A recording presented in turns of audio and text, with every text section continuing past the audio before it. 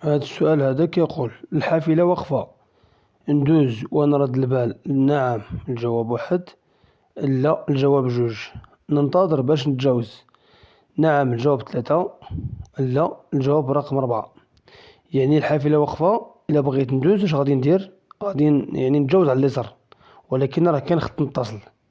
إذا واش نرد البال وندوز غادي ندير لا، واش ننتظر باش نتجاوز غادي ندير نعم. يعني الجواب جوج وثلاثة، يعني ما يمكنش نتجاوز لأنه كاين خط متصل. غادي نشوفو السؤال اللي جاي.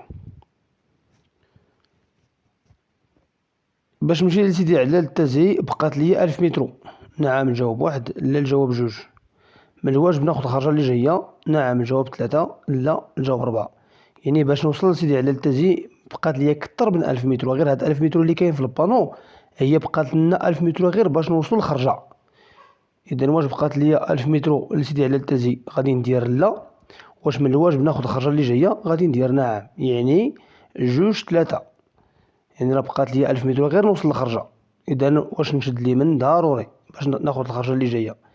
إذا الجواب جوج ثلاثة. نستعد للسؤال الموالي. كنسوق شاحنة صغيرة لنقل البضائع، يمكن لي ندور على اليمين. يعني العلامة اللي على اليمين ديالي فيها الشاحنة، ولكن راه العلامة كتعني جميع أنواع الشاحنات. إذا واش يمكن لي ندور على اليمين وأنا سايق شاحنة صغيرة؟ ما يمكنش. واخا قالوا صغيرة، لأنه واخا صغيرة راه كتعتبر حتى هي شاحنة. واخا صغيرة راه حتى هي شاحنة. والعلامة اللي على اليمين ديالي كتمنع اليمين على جميع أنواع الشاحنات، منها الصغيرة منها الكبيرة منها إلى آخره. إذا راه الجواب رقم جوج. استعدت السؤال الموالي. أنا في المسلك المناسب باش نكمل سير القدام. نعم الجواب واحد، لا الجواب جوج. باش ناخد المسلك الخروج.